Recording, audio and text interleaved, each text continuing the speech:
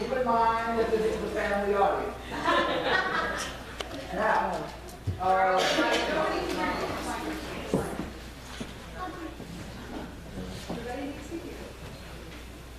okay, this is on. Now, anytime you hear the word in the script, angel, I want you to ring your bells. Anytime, all y'all who have, hold your bells up, you know who you are. Anytime you hear the word angel, you ring the bell. Okay, that's right. Angel. Anytime animals, over here. Anytime you hear an animal mentioned, make that animal sound. That's right. Now. All right, sheep. All right, donkey.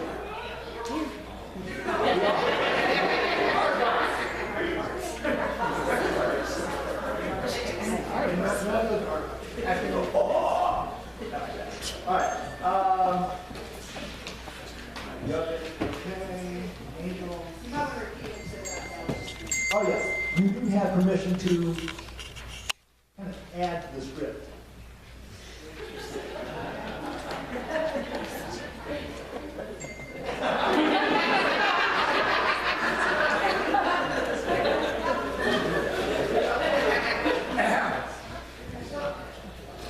Nearly 2,000 years ago, there was, as there still is, a town called Nazareth in the little country of Galilee, a small town of low houses nestled close together on a hill, white and shining in the sun. In one of them lived a young woman named Mary. Wait, Mary. Who was engaged to be married to Joseph, a carpenter in the town.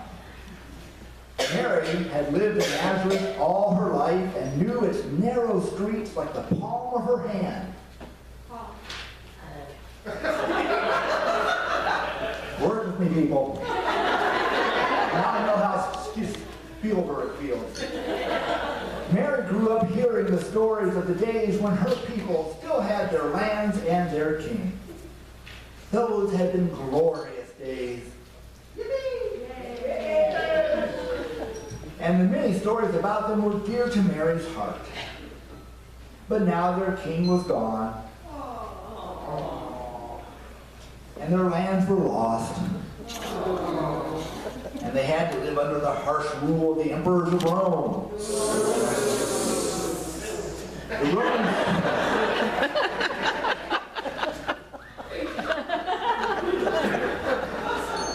I've already lost control. The Roman soldiers were everywhere, and the people had to pay a very high tax to King Herod. The man the Romans had declared king and put on the throne. Mary's people longed for their freedom and for a king, kind and wise, to lead and counsel them. And God had promised that someday a king would be sent to them. For many years now, they had been patiently waiting for him. How long? How much longer? 30 more minutes. And Mary must have thought often of his promised coming, and wondered how he would come and when. One day, a strange and wonderful thing happened in that quiet little town of Nazareth. An angel came into Mary's little house and appeared for her. A pure, clear light shining all around and shimmering on tall white wings. Mary looked in wonder, and not knowing whether to be afraid or not, the angel said,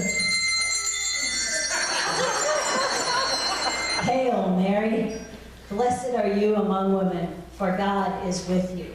Mary didn't know what to say. She thought to herself, My, an angel has come to me. an angel?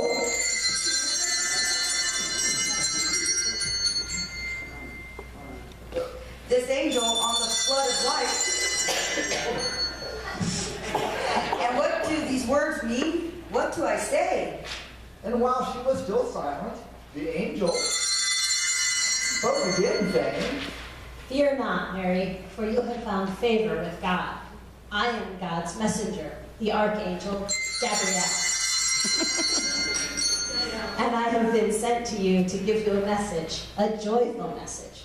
For soon God will send to you a tiny son, sweet and beautiful as all babies are, but truly unlike any other.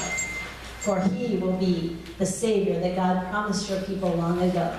He will be your king who will lead and care for you, and you and everyone else will cherish and follow him.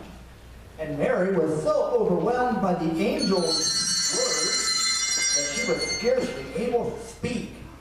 She whispered in a loud voice so everyone could hear, I am the servant of God. Be unto me according to your word. and the light faded, and the angel vanished. Soon after that, an angel of God appeared also to Joseph. Don't saying, worry, Joseph. Everything will be all right. You're to name the child Jesus. And Joseph and Mary were full of happiness.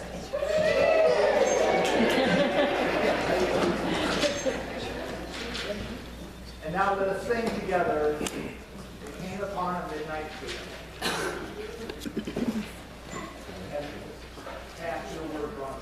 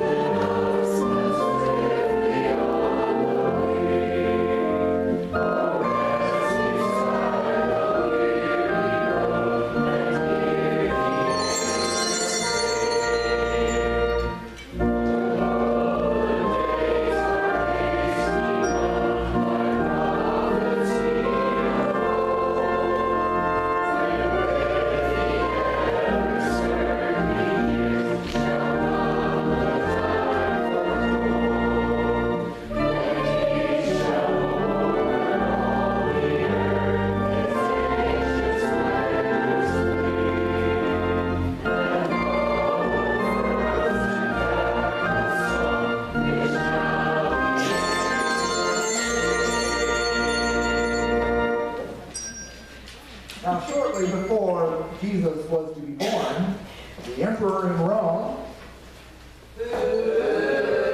sent forth messengers to tell people that everyone must return to the place where their family lived so that a census might be made of the emperor's subjects. Joseph was of the great family of David of Bethlehem. So, yeah.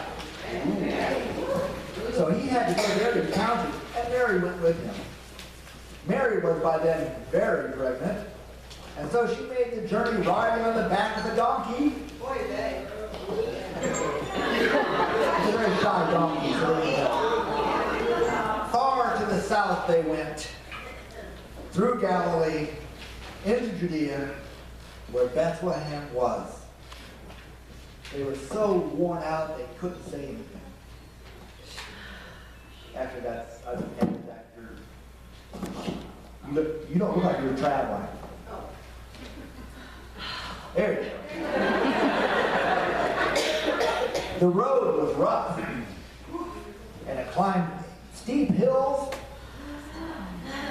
and went down into cold, rocky valleys. It was a long journey and a weary one. The travelers were thankful when at last they saw shining on a hilltop before them the lights of Bethlehem.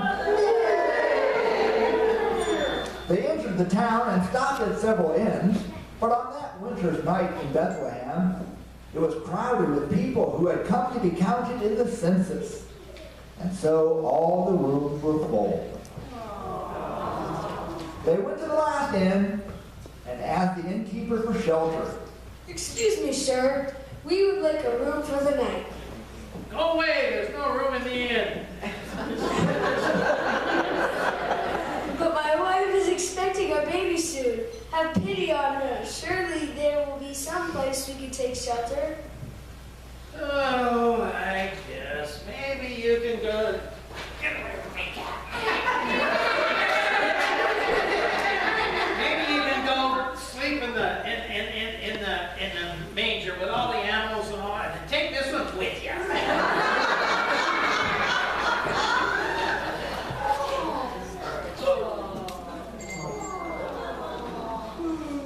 The only place where there was room for Joseph and Mary was a little stable where the cattle were kept. And so they went and were grateful even for so little. They gave water to the poor, tired donkey. They had carried Mary all the way from her home and bedded him down. And then Joseph spread straw upon the ground for Mary and himself.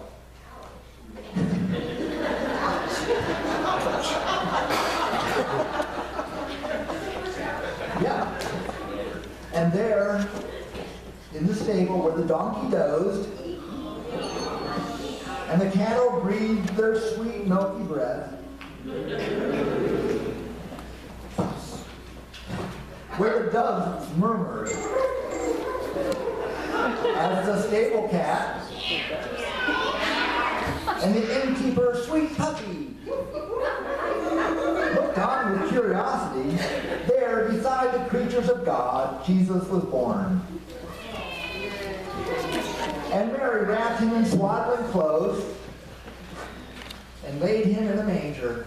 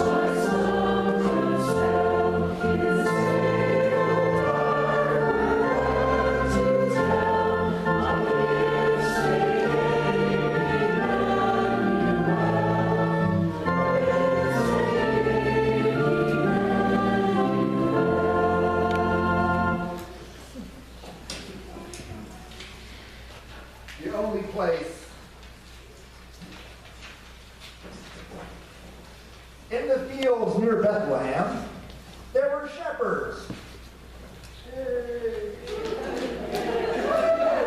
keeping watch over their flocks at night. It was cold and dark, and it was lonely. Even the stars looked small and far away. The sheep huddled together for warmth, and the shepherds were huddling with the sheep.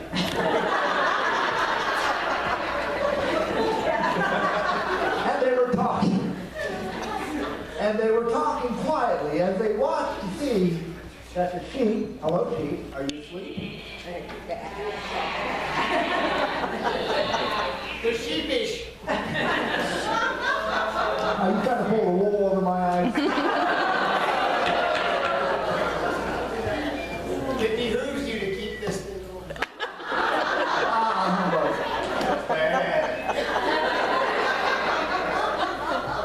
And the narrator suddenly found his place. And there was a great burst of light across the sky before them. And it seemed to sweep down on the hill or from the balcony until it was very close. The shepherds saw that in the light was an angel. And they were afraid and covered their eyes. But the angel said to them, Fear not, for I bring you good tidings of great joy that shall be to all people. Unto you this day in the city of David a Savior, which is the Christ the Lord. And this shall be a sign unto you. You shall find a babe wrapped in swaddling clothes, lying in a manger.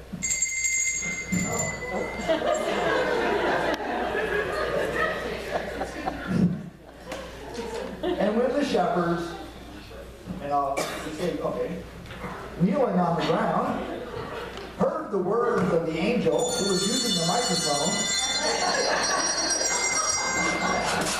He was using the microphone.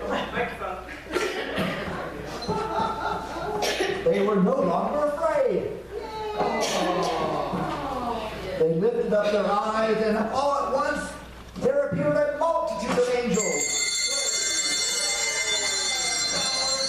Their great shining wings filled the sky, and the dazzling light that shone over the heavens blotted out the stars. And the angels were singing.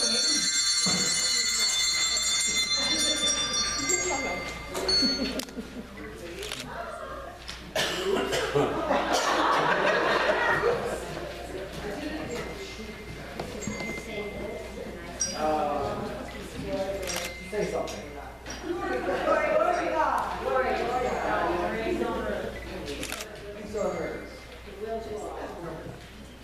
The shepherds were paying attention in rehearsal.